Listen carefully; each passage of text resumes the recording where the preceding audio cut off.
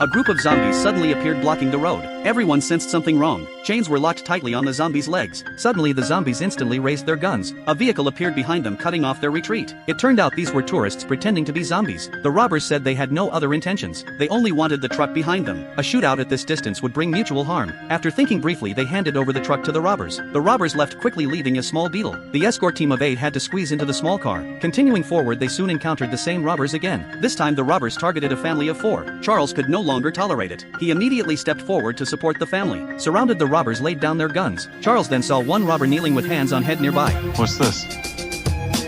A robbery.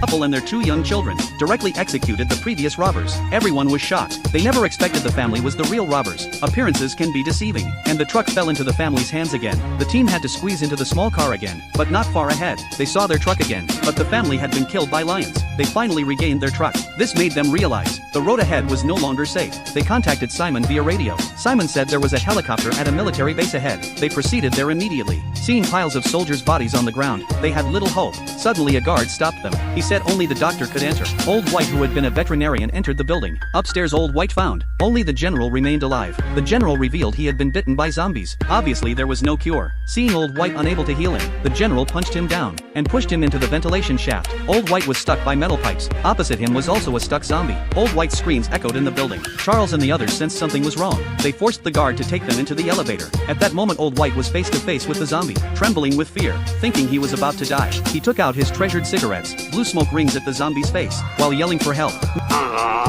Meanwhile, the slowly rising elevator flickered. The doors suddenly opened. A group of zombies rushed in. The captured guard was attacked first. The timid Murphy also ran out. Meanwhile, Old White found a metal bar, finally took care of the zombie in front of him, and knocked the wall with the bar, calling for help. Murphy happened to hear it while passing by. He hurried to find teammates for help. Just as he was about to tell them Old White's position, another strong zombie appeared. Eddie fired 2 shots at the zombie's head, but it was unharmed. The zombie lifted Eddie with one hand. Charles hurriedly struck the zombie's head with a hammer, but still could not hurt it. In panic, he pulled the grenade pin from the zombie's body. Hong Jia quickly pushed him into the ventilation shaft.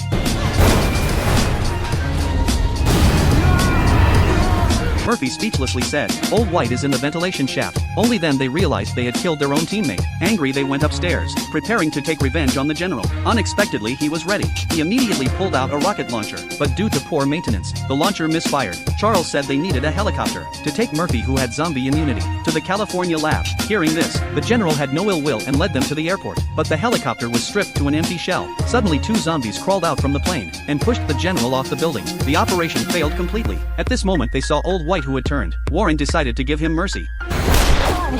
What the hell, Warren? You trying to kill me? You alive?